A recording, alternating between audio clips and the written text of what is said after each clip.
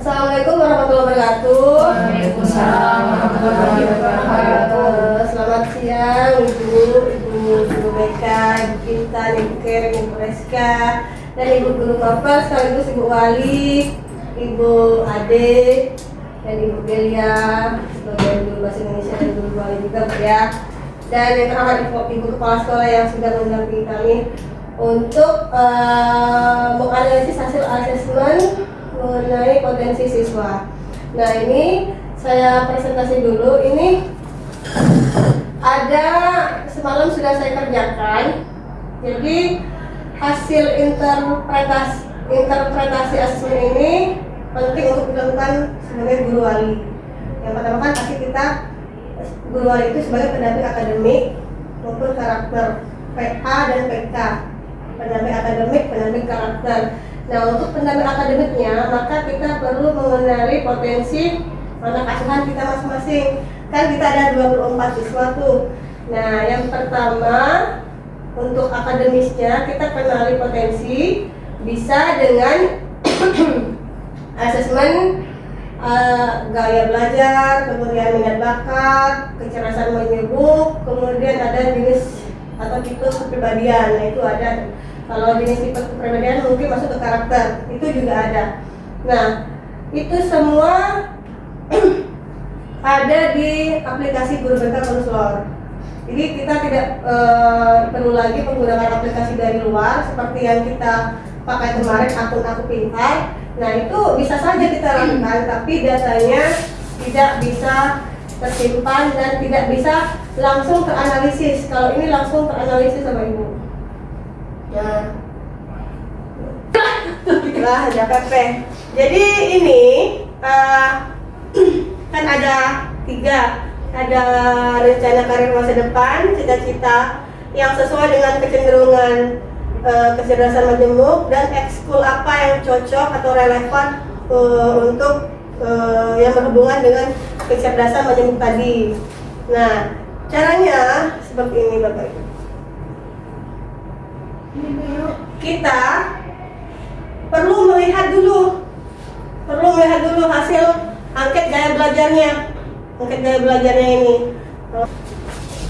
Nah, ini jadi di aplikasi kita itu ada 4 gaya belajar, kecerdasan majemuk, minat bakat, riasek, sama tipe kepribadian. Jadi untuk kenali potensi ada 3 tadi, gaya belajar, majemuk, sama riasek tadi. Nah, ini untuk menganalisis, menginterpretasi asesmen tadi, kita perlu melihat hasil gaya belajar mereka, ya seperti ini, hasil kecerdasan majemuknya, bawa lagi, kemudian ini hasil, ya.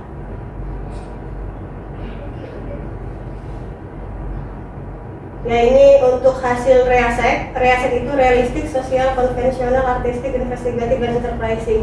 Nah, ini hasilnya itu kalau di angket kita itu langsung dianalisis, jadi kita tidak perlu lagi menganalisis. Misalnya anak ini kemana, gitu kan, kita tidak mau menghitungnya secara manual seperti itu. Kalau kayak dulu kita itu pakai Google Form, kalau kami itu dulu susah, ribet sekali dan rumit sekali. Sehingga itu memakan waktu yang sangat banyak bagi kami Guru BK itu untuk menganalisisnya.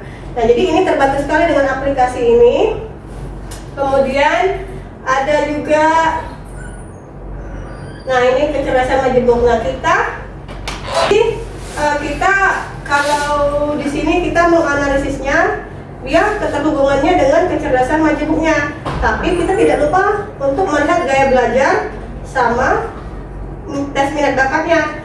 Karena itu banyak sekali. Coba kita lihat Ibu Karen ke atasnya, ke atas. Ini tadi contohnya Afila kelas 9C. Ke atas lagi Bu Karen. Nah ini kita tahu nih, kita harus mikirnya 3 nih. Oh, kita harus lihat gaya belajarnya, minat bakatnya, lalu terakhir kecerdasan majemuknya. Nah, ini gaya belajarnya paling dominan adalah auditory. Oke, kita save di otak kita auditory. Nah, kemudian bawa lagi. Nah, hasil minat riaseknya dia paling tinggi dia realistik 27,91%. Coba kita ke bawah lagi ke realistik ini. Nah ini, jadi dia termasuk kategori peserta kategori realistik yang terampil secara mekanis. Bidang karir sesuai atau profesi yang sesuai itu adalah pilot, petani, hortikultura, pembangun, insinyur. Nah ini kita bisa lihat Bapak Ibu ya, Nah ini profesi yang sesuai dengan minat bakat riset tadi. Nah bagaimana kita melihatnya, kita hubungkan antara gaya belajar auditorinya, kalau saya tidak salah dia auditori kinestetik, auditori kinestetiknya dengan profesi yang direkomendasikan oleh hasil analisis minat bakatnya. Nah ini kan. Nah, terus ke bawah lagi juga ada tuh kecerdasan majemuk juga ada. Nah, kecerdasan majemuk ini dia ke spasial, 15,38%. Dan kita perlu melihat juga yang bawahnya. Kecuali dia di sini 90%, kita tidak perlu melihat yang ke bawahnya. Ini kan masih berbagi kan, beda tipis. Lalu Bu Kerin. Nah, ini spasial. Jadi berhubungan dengan kemampuan dalam memahami, membayangkan, mengingat ataupun berpikir dalam bentuk visual. Jadi karakteristiknya seperti ini, suka menggambar, sedang memvisualisasikan pikirannya. Dan saya sendiri kemarin bertemu dengan Afila itu, atau Gena itu orangnya kalau dari segi bahasa dia itu lumayan baik kalau untuk ngomong, tidak tersendat. Karena dia bisa ngajarin kawannya bagaimana cara minta maaf yang baik seperti itu. Jadi kita kan guru wali ini bakal ketemu loh dengan siswa-siswa kita analisis juga secara langsung observasinya kepada anak didik kita, anak asuhnya. Nah ini karir yang relevannya, ada seniman, arsitek, insinyur. Kira-kira apa yang berhubungan dengan gaya belajarnya kalau di sini? Kalau gaya belajar, auditori kinestetik, itu dia bisa di insinyur itu bisa Bu. Kemudian gaya belajar, bisa kinestetik kan? Seniman tuh jadi. Kalau dia hubungkan dengan spasial dia tadi. Iya, kalau misal spasialnya dia bisa karena dia kemampuan membayangkan ya. Tapi kalau misalnya auditory dan kinestetik dia di situ. Oke, nah seperti itu. Jadi kita juga tidak melihat spasialnya juga, dia juga ada linguistik kan, seperti yang saya bilang tadi. Nah coba ke linguistik. Nah ini kenapa saya bilang guru? Nanti kita akan lihat di hasil asesmen interpretasi saya. Ini karir yang relevan ke linguistik, dia bisa jadi guru, dosen, pembicara. Jadi kalau misalnya di atas itu tidak cocok dengan dia, menurut kita kan sebagai ini kan pengarahnya kan, ya sudah kita lihat yang bawahnya tadi kan tidak jauh-jauh, itu kan linguistik berarti karirnya itu ke guru, dosen, pembicara. Hubungan tadi ya dia dengan auditori, enggak? Kemudian seorang pembicara publik juga pasti dia punya kemampuan spasialnya. Menurut saya, benar nggak kira-kira itu?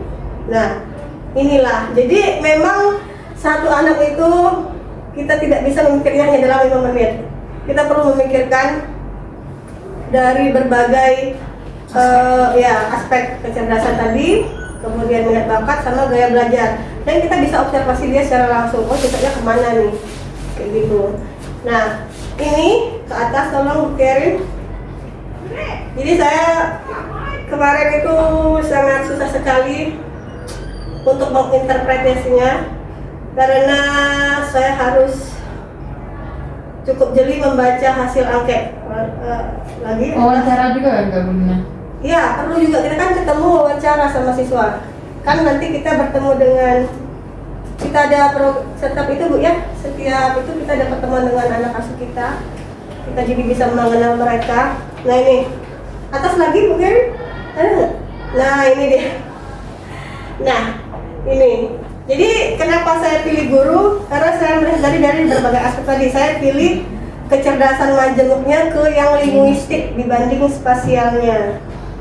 Nah Terus caranya, cita-citanya kita tulis aja. Inilah sangat membantu sekali aplikasi ini. Kita tidak perlu berpikir sendiri untuk menganalisis hasil gaya belajar atau kecerdasan majemuk atau minat bakatnya. Dia sudah ada langsung. Jadi kita tinggal copy paste di sini. Mana yang menurut kita sesuai dengan dia. Saya tulis seperti ini, cita-cita yang sesuai dengan yang relevan dengan kecenderungan kecerdasan majemuknya. Kemudian rencana karirnya seperti ini. Apabila kita bikin seperti ini, satu siswa dapat satu lembar seperti ini. Nah, kita punya data nih. Siswa, apabila siswa yang mencapai cita-cita yang relevan setelah tamat SMP, perlu kita arahkan ke SMA nih. Kita jangan arahkan dia ke SMK. Karena anak-anak kebanyakan karena SMK itu berpikir langsung kerja, mereka pikirnya ya udah SMK saja. Tapi kita tidak mendiskreditkan SMK ya Ibu ya. Tapi setidaknya mending dia ambil SMA biar dia bisa melanjutkan kuliah. Untuk jadi seorang guru maka silakan ambil jurusan FKIP.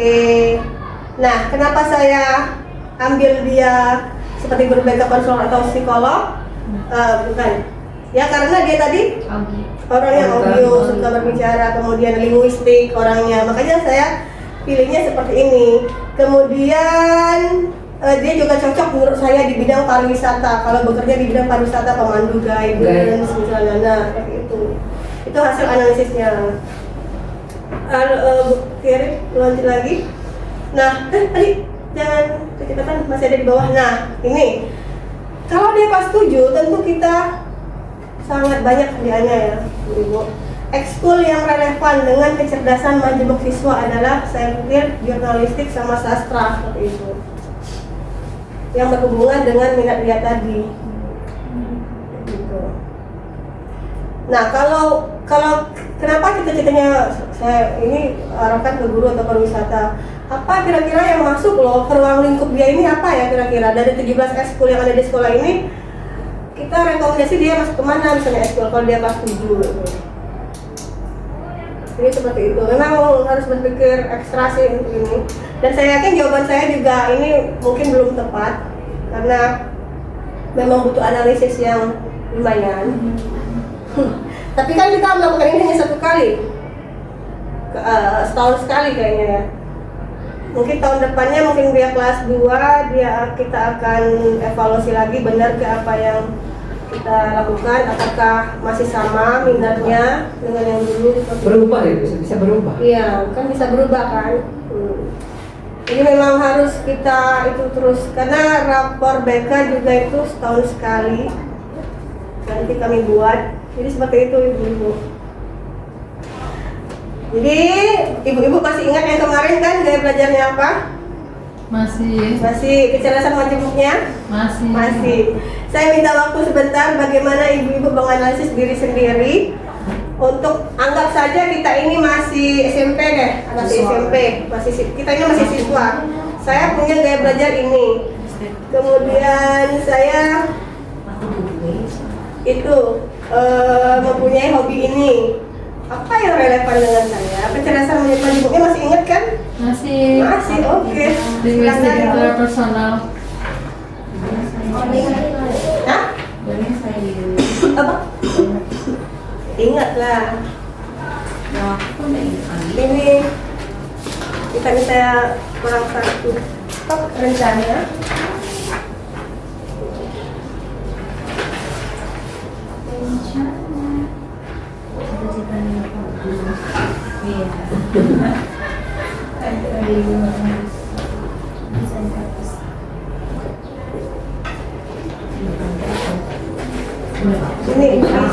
Ini sepedanya. Rencana sama Yang kapan ini? ekskul yang Ibu Is kerjakan kemarin. Aku kemarin itu belum selesai kan? Enak itu bagus sama anak. Jadi kalau Bu Nina, saya sudah selesai Bu Nina. Wow. jangan takut ya Lina, aku udah isi soalnya. Cepat sekali Ibu.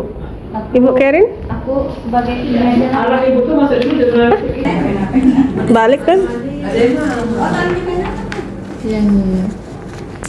kalau kiam, jadi kan SMP ini pantun. Tapi kan SMP dulu. Sudah ada Lanjut. eskul yang dari lama dia ikut di luar misalnya dia ikut taekwondo atau karate berarti dia harus melanjutkan. Tapi kita akan menyarankan kalau sesuai dengan Aku 2,80. hasil kehidupan 4 semester. Oh, lajang 3 lah. 5 baru aku sadar. Halo, Bu Gelia. Gelia lagi busuk. Alangkah sudah.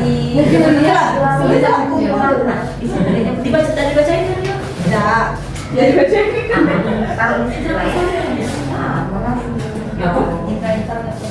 Kan tahu ke diri sendiri kan guru BK psikolog. Aku harus semuanya. Jadi kalau kita cita-cita terpaksa.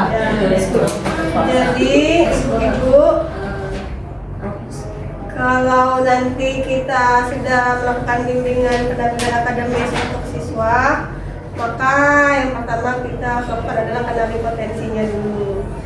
Nah, untuk angket tadi sudah saya kasih tahu bahwa kita punya aplikasinya dan kita perlu data, Bu ya, perlu data untuk potensi anak-anak asuh kita untuk akademisnya. Walaupun nanti ada nilai mapelnya segala macam. Nah, ini untuk menganalisis kita pakai ini saja, Ibu-ibu. Tapi kita pelajari hasil angket gaya belajarnya, kecerdasan majemuknya sama minat bakatnya tadi, biar kita bisa merealisasikan cita-cita sama rencana masa depan sama ekskulnya apa, seperti itu. Tidak sulit bukan Ibu Gelia? Jadi aku lemis. ya semuanya mudah karena kita dibantu sama aplikasinya. Aplikasi itu sudah menganalisis sendiri gaya belajarnya apa dan Jadi nanti kita cara belajarnya seperti apa. Ya, dia bergerak cara belajarnya seperti apa coba di gaya belajar. Nah, bawah lagi. Nah ini kan jelas sekali nih auditori apa, ciri-cirinya, ciri umum. Kemudian strategi belajar yang disarankan, kita pasti nggak hafal kan? Kita semuanya kan. Nah ini dia sudah menganalisis semuanya. Jadi kita tidak perlu lagi berpikir panjang lebar cari referensi sana sini karena dia sudah langsung otomatis dari aplikasi tersebut. Sama dengan kecerdasan angket minat juga. Lagi Bu Kerin. Pak, kecerdasan juga tadi Bu Kerin. Nah ini. Karir. Ya, ini ada dia pilihnya 3 Ibu.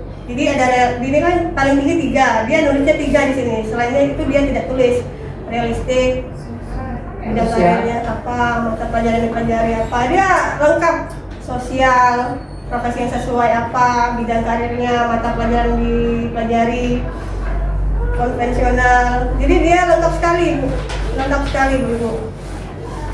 Jadi kita tidak perlu lagi apa yang sesuai dengan konvensional ya pekerjaannya.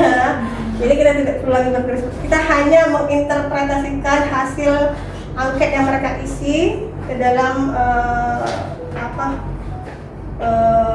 tadi.